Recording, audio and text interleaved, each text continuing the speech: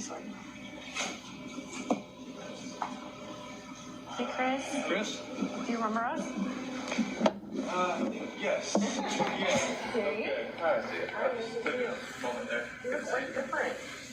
They, get a haircut every 2 months, and just to buzz pretty much everything off and all that. So. I'm trying to think, did you have a Yes, tea last time? Okay. that day I had like a little single blade razor, so I just kind of go past the stubble, you just kind of Just do the best you can, huh? just gotta go with that. Yeah.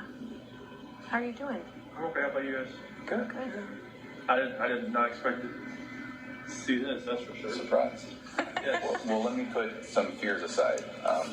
We're not here for what you might think we might be here for. Well, they didn't know what that's a computer room. I was like, I didn't know you had a computer room. Without computers. Exactly. So you remember, I talked to you, Tammy talked to you, Dave talked to you. We're all from Colorado. And so the last time we talked to you, it's a different situation, right? Our investigation was open and your case was open. That's completely different now. So your case is completely closed. Nothing about what we're going to talk about today has anything to do with an open investigation. So we're not here to get more charges on you or get any statements from you that are going to jam you up anymore, right? That's all done. So all of our cases are closed and the court case is closed. So there's nothing that we're going to talk about today that's going to get you in any type of more trouble at all. And so I wanted to make sure you knew that's not why we're here. Okay. But why we are here. So the three of us work from 3 different agencies, right? Quite a bit different. CBI, FBI, and Frederick PD. Different goals. And the things that happened with you kind of all brought us together. And as the months have passed on since everything happened, we just keep in touch with each other and we keep talking to each other. And we've all separately kind of said, did Chris seem unique to you? Me and Tammy have talked about this, Dave and I have talked about this. Did Chris's situation seem different to you? And we keep having that conversation. We can't quite put our finger on it, right? We think that your life leading up to all of the things that happened were very interesting to us. And for me personally, I don't know if you remember, but one of the last things you told me was, hey, Graham, I'm sorry that I started lying to you. And that stuck with me for the last couple months. It's been ringing in my head, right? I've never, ever worked a case like this where someone told me that, ever. And so as I walked away, I thought, Chris is different. Chris is a little bit unique in that regard. So in talking with Tammy and talking with Dave, I said, what did you feel like when it all went down? When we were there, when we were talking to you guys, and we all kind of, in our own different way and in our own different wording, said it all happened a bit too quick for us, right? So when we saw you last, we were talking about your family, about your parents, about everyone. And then the next thing you know, for me and Tammy and for Dave, all of a sudden some patrol officers came in and arrested you. And that was far quicker than we had hoped it would happen. And you understand why that happened, and we understand why that happened. But it left us with 1,000 questions that we didn't get to ask. And then even more importantly, I think it probably left you with 1,000 things that you didn't get to talk about with us. I don't know if you feel that way or not, but, and so that's why we're here today. We wanted to kind of talk to you a little bit more about everything, I think there's a lot of things that you didn't get to talk about. And so, that's why we're here. And it sticks with me that to this day, there's not one person that's told me, I saw it coming. I knew Chris was like that. I knew it. Not one person. So it's interesting to me, right? Not one. So we want to talk a little bit about that. Some of the people that we work with, your family, Shanann's family, have said, if you get to talk to Chris, would you tell him some things for me? So we have that to talk about today, and it's good. I think you'll like it. I think it'll give you some closure. And so really that's why we're here. Are you available to talk to us? Definitely. Okay. All right. So off the bat, if you have any questions, just tell us. Okay. If there's something that you don't want to talk about, that's okay. We might press you a little bit. Okay, we might say, well, do you mind if we just maybe then ask one question? Something makes you uncomfortable, just tell us. If we need to take any bathroom breaks, we can take bathroom breaks. For anything like that. And we'll take bathroom breaks and water breaks ourselves too. So then, is there anything about your schedule today that makes it that you can't talk to us? No, there was like a pass for this and the AM and the PM. Okay. They reserved the room the whole day. Oh, just okay. in case. That's just what they do. Okay, I didn't know if that was like 2 separate things or something. I think you have to go back for lunch to get counted for or something. Oh. Accounted for. Yeah, I think 11:30. Lunch is like 11, but they count like 15. So in general, how is it here? It's a lot different in Colorado. Is it? It's Good or bad? It's better, I think, because it's here. I'm actually around other people. In Colorado, it was just like I was segregated, and it was like pounding on the walls all night, screaming, and just telling me From other people? Oh, Really? they're just telling me like how I should kill myself and like what they're gonna do to me and just like all that kind of stuff. So it was today. This is a lot different because people here don't seem to. It's not like they don't care, but it's just kind of like they don't like judge you as soon as you walk in. Colorado was like they knew why I was there and that was it. They were just like if they had 1 second alone with me, it would have been Really? yeah. Gee, man. Must be out then. I don't like what kind of jail. I don't know what it was like in DOC there, but they had to lock down the jail for me to walk down the hallway. Wow. It will. Mm-hmm. So they had to make sure you were completely separated from anyone else. Jeez.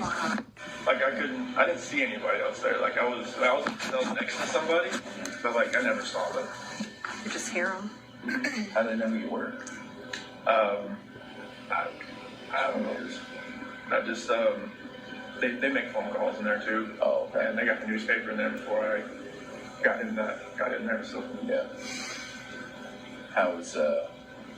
Have you been able to talk with family members? oh, yeah, definitely. Like we get from 6 p.m. to 7:30. That's our my unit's time out. So we get to use the phone at that point in time. Really? Mm-hmm. And do they charge you for it? Or? Oh, it's just like it's like Securus or something. Okay. And how do you make money to pay for that?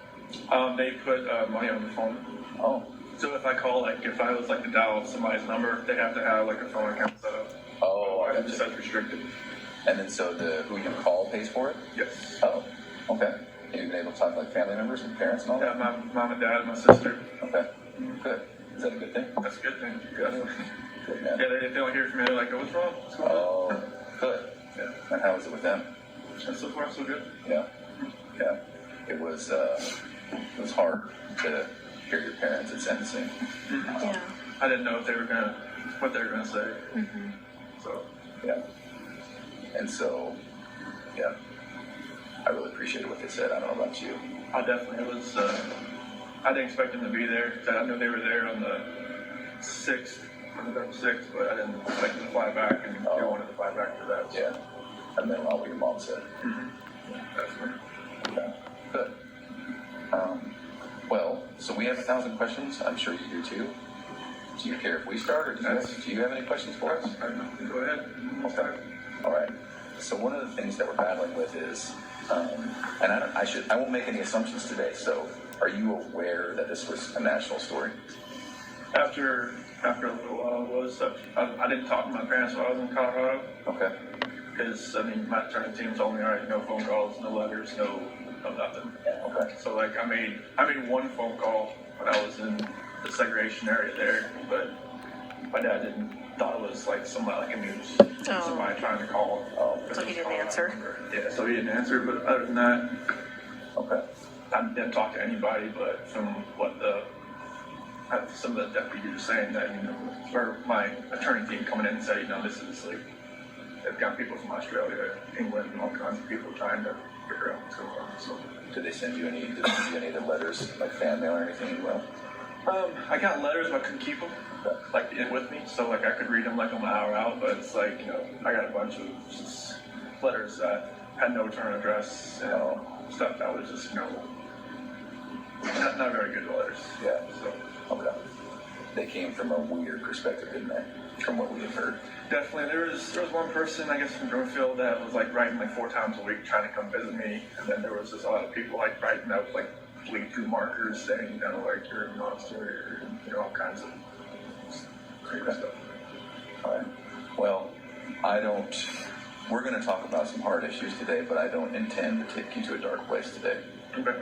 I hope that when we're done, you'll feel better. I hope it'll be therapeutic. We're going to talk about, obviously, what happened with your family. And so that's going to be hard to talk about. I appreciate anything you can tell me about it.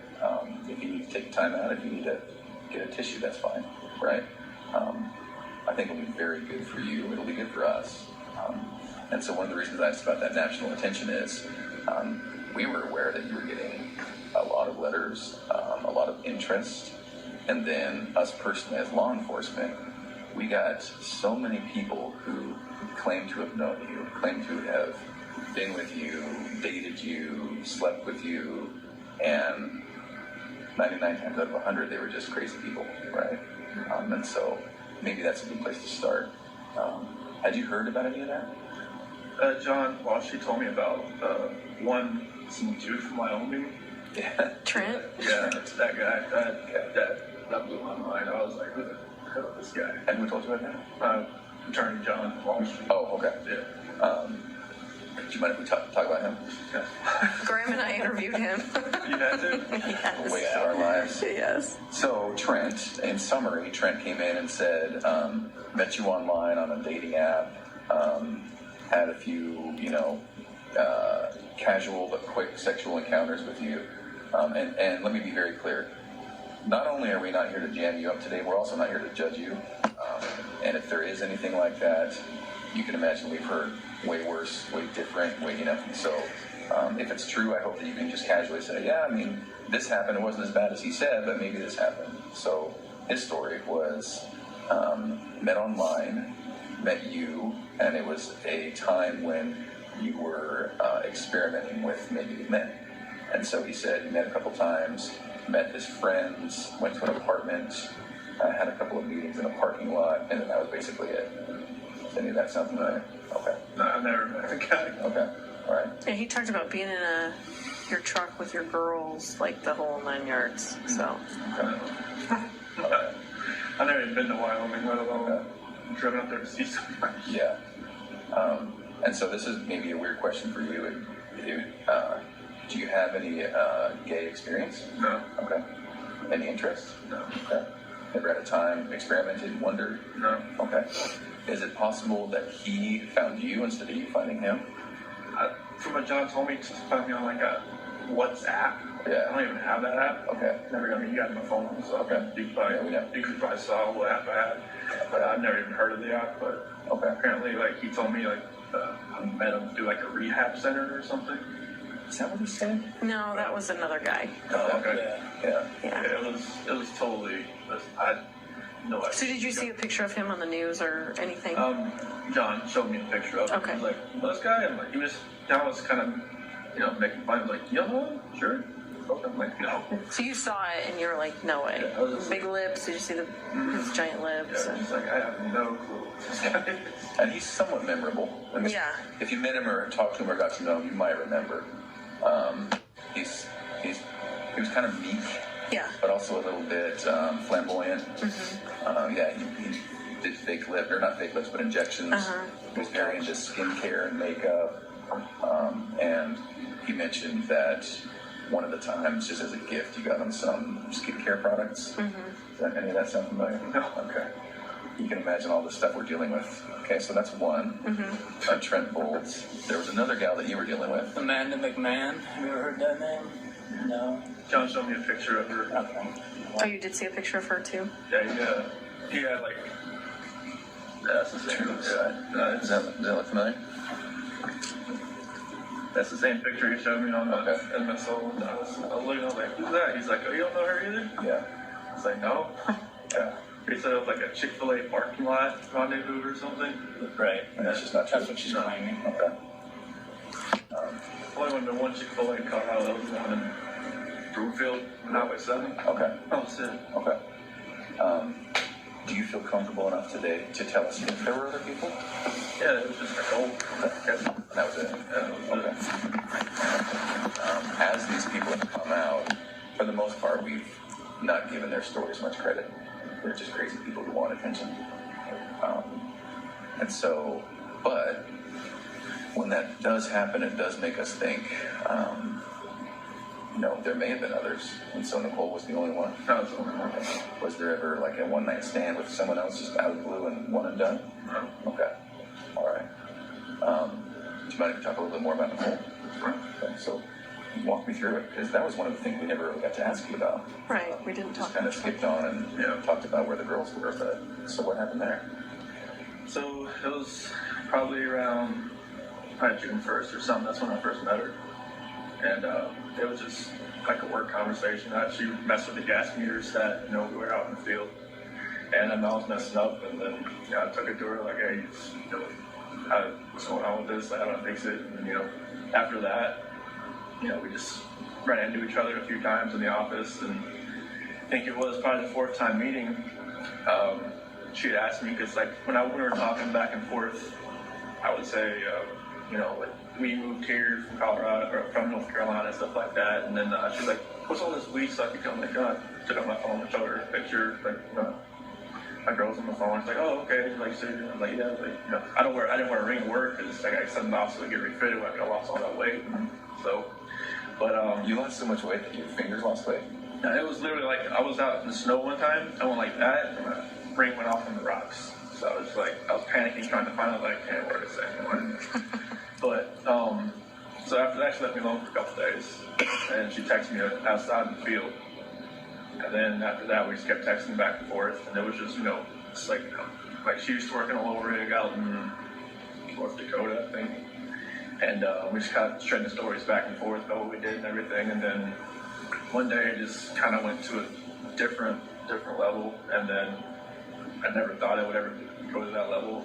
But she was talking about meeting up after we got back from San Diego. We were in San Diego from the 22nd to the 26th of June, and we met up after we got back, and how did you guys meet up? at a park in Thornton. Thornton somewhere. And after that, we just kept seeing each other pretty much the whole month of July. So let me ask you this. You tell me if I'm wrong. You strike me as somewhat of a shy person. So when you guys were meeting, was it just kind of very initiatory, like flirting at first? Okay. From both sides? Yeah. Okay. Just kind of like feeling each other out. It's kind of like Yeah. And so texts, any calls? more near the end of June, Okay. And what makes you remember that it's June that it happened? because we called each other before I left to go to San Diego. Oh, okay. All right. At first, did you think something might happen? I just thought it was just flirting. I didn't think it was actually like something that would actually happen. Yeah. Well, it's totally natural, right? I mean, everyone kind of flirts at work, right? Because the relationship between men and women is different. So if you're working with a girl at work, it's just kind of natural to flirt. I get it. I wish I was out in the field more instead of in the office. Those demo, but Yeah. I can kind of see it in your eyes. That's kind of where the path started, isn't it? Yeah, I mean, if I was like, because when I went from like a rover to a field coordinator, like I would spend more time morning time in the office trying to get everything like situated where we're going to go, everything like that. If I was a rover, I'd be more out in the field, and instead of like coming to the office like for more than an hour, Right. and just getting more time to run into her, pretty much. Yeah. Okay. What did she know about you? Did she know you were married first? She did once I showed her the pictures. Yeah. On my phone. Yeah, like the home screen picture. So was your wife in that picture, or was it just your girls? It was just my girls right there, but my wife was the lock screen. Oh, So she knew I was married with my kids. Okay. are you aware that she said she didn't know you were married? What'd you think about that? I figured it was like just trying to save face, trying to something my sister said, it was like just trying to keep things together. Yeah. Just trying to, she phrased it a different way, but just kind of like it's like ground control, just trying to control everything that's going on around her. Because I'm sure she got bombarded by all kinds of different sides from the media and everything. So Have you talked to her at all? No. I'm hoping she hasn't written me in a different alias or something, I'm not talking to her that way. Oh. And are you not allowed to talk to her? I would hope that. Okay. No one told you that then? No, I mean, I would expect like, I thought like in Colorado it said like on the DOC list that if you're on like a victim list, you can't call anybody. Oh, right. But here, I'm not sure if that's the same, but I just talked to my sister, parents, some friends of my parents. Do you wish you could talk to her? Maybe once just to Get some closure? say like, hey, just once. Yeah. Just to say, hey, like, I'm sorry this all happened. I'm sorry. I'm not sure, like, what happened, like, afterwards, like, what you went through, like,